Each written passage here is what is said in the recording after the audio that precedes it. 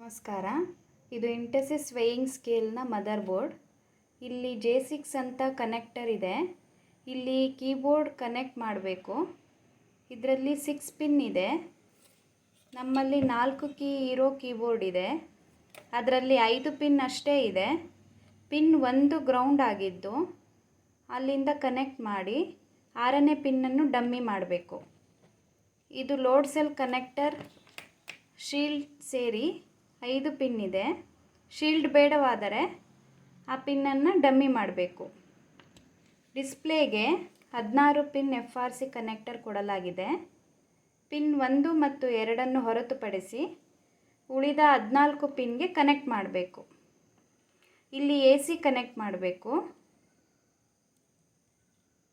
ಇಲ್ಲಿ battery connect ಮಾಡಬೇಕು.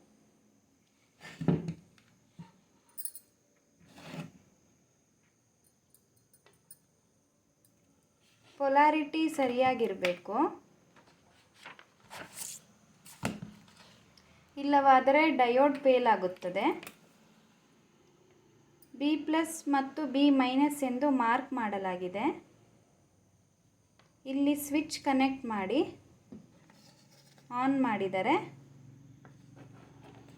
Board on ಆಗುತ್ತದೆ ಮತ್ತು ಸೆಲ್ಫ್ ಟೆಸ್ಟ್ ಮಾಡಲಾಗುತ್ತದೆ.